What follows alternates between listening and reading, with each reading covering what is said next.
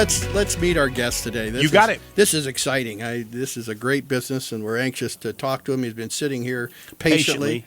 Yeah, Ted Muscarelli.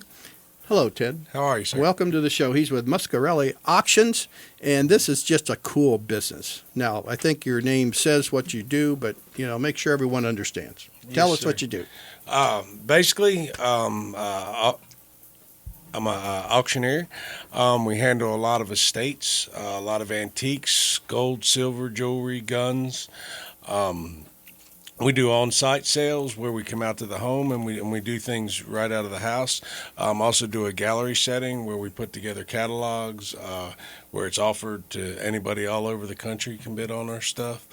Usually do several big sales a year in the gallery, and like I say, also we're coming into the season where we do a lot of on-site sales. Ted, give me your website because I know the things you do are on your website and people can see that. Give them that website. It's Muscarelli Auctions at muscarelliauctions.net, and you also have Auction Zip. You can find me on there. That's the biggest auction website in the country. Now, I bet you less than 5% of people know how to spell your last name, so you might have to spell it. Muscarelli.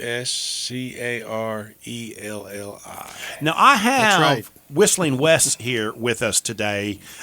He is the sales director for WSIC. Mm-hmm. And I have him here for a reason, because he's got a nickname. His nickname is Smalls. Smalls. Because what he likes to do is buy all the small stuff in your auctions, you understand? Yes, he has become an auction junkie now. He really has. He has. Auction junkie. He doesn't miss one of my sales. He comes out. Wes, talk just a little bit about what Ted does, because it's not until because no secret, you and I like to smoke cigars, and talk about this stuff. And your phone is just a ding and ding, and he got this little bell that says cha-ching, cha-ching, and he's smiling as he's sitting there. Another sale. It's because he's selling all the junk that he's picking up. He gets this box of junk and ends up quadrupling his money. Talk a little bit from your perspective as a buyer of Ted's, how this process works. Well, with Ted's auctions, you don't come across any or very little items that are lower value. He's positioned himself well within the auction market. I go to several.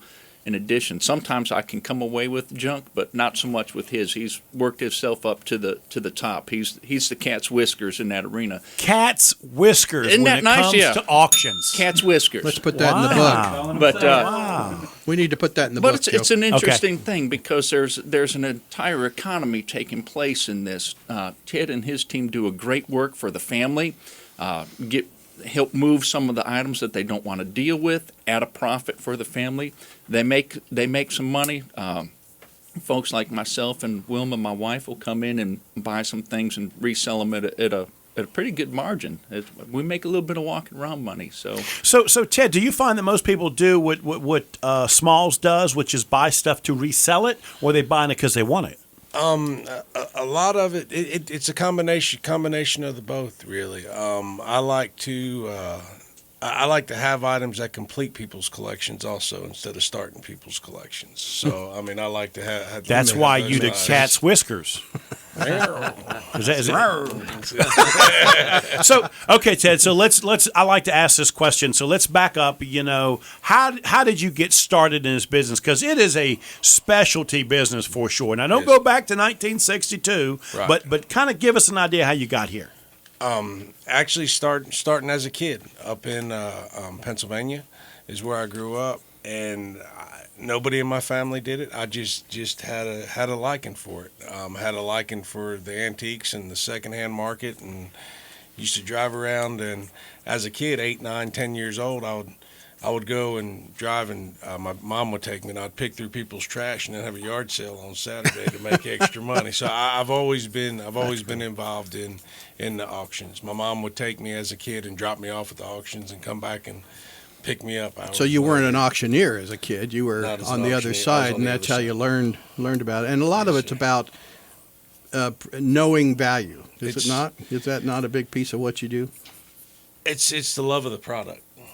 Okay. Really? It's all about history. Whether it's an old Coke sign or an Abraham Lincoln autograph, it's all about the history. That's so interesting, because I wouldn't have thought that. That's such an interesting approach. Mm-hmm. So you find buyers that absolutely just are immersed in that particular that product, whatever that is. Yeah, and once you get hooked on it, it's with you forever. We're talking with Ted Muscarelli of Muscarelli Auctions.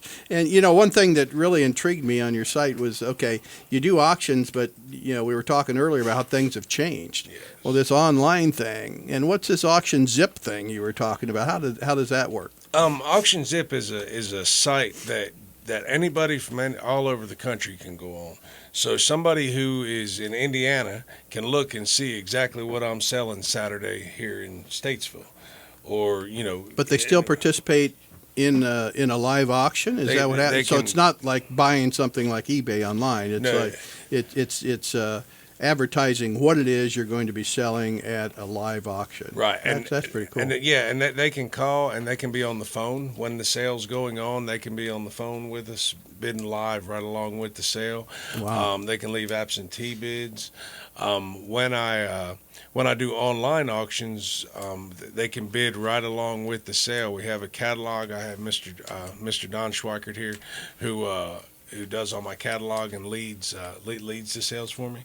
But they can bid from 10 days out from the sale. They can start bidding on the items, and there's pictures and descriptions and everything. And then they can also bid live right along with the sale as we go. Wow. So, Don, can you talk a little bit about that? Because I went to the website and I see these photos of just like hundreds and hundreds of things. Now, for a guy like me, this stuff looks like junk. So, I've thrown half this stuff out, You right? can count on Joe. You see why nobody bids on him?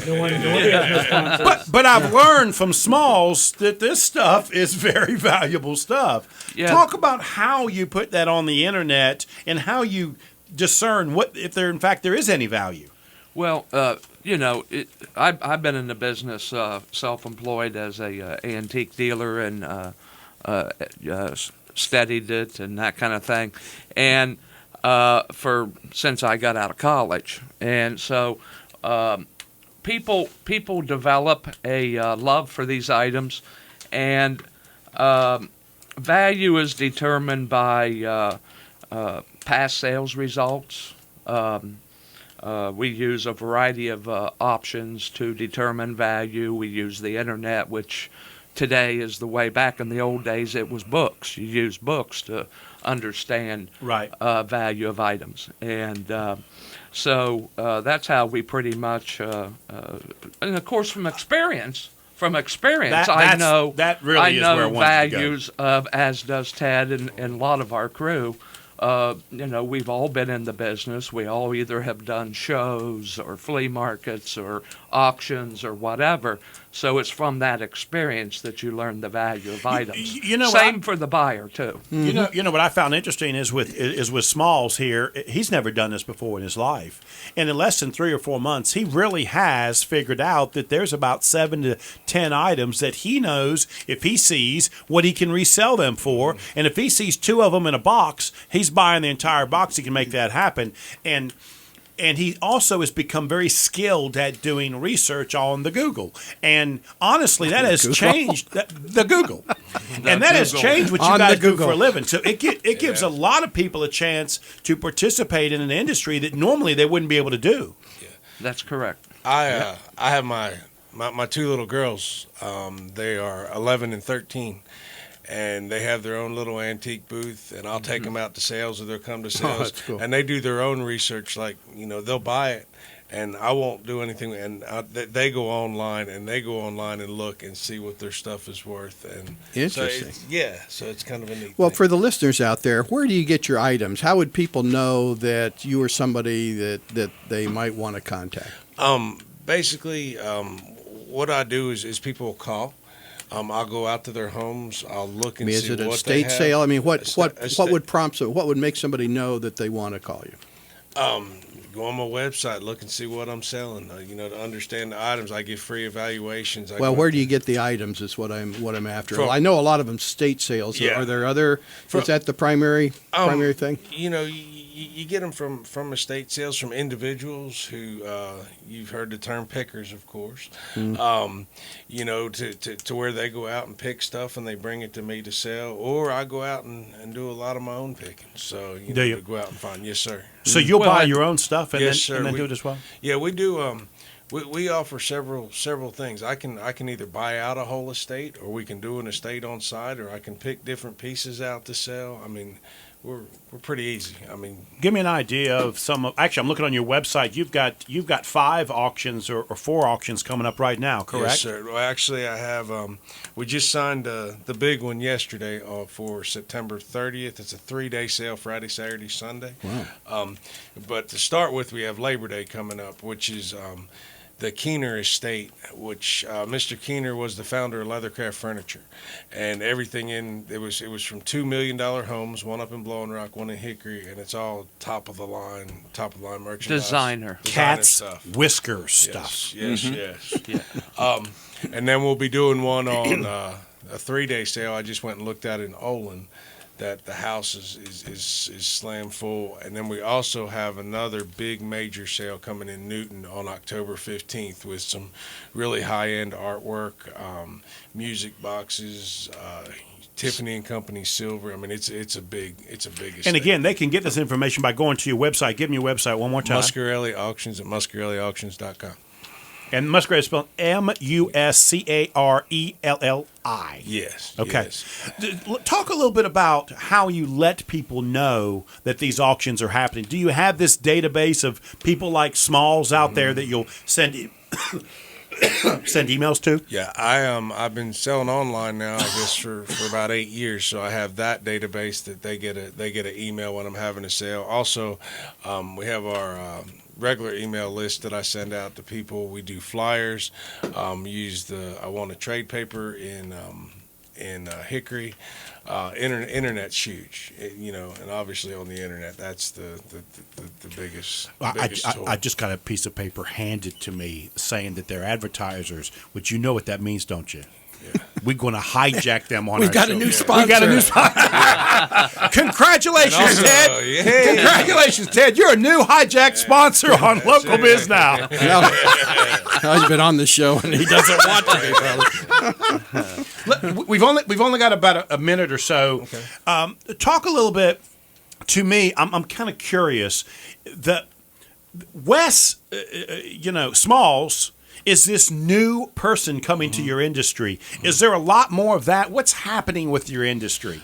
We're our crowds. We continually have new faces coming in. I really encourage the young people in my sales to come. I love to have kids there. So I really push for that younger generation to come.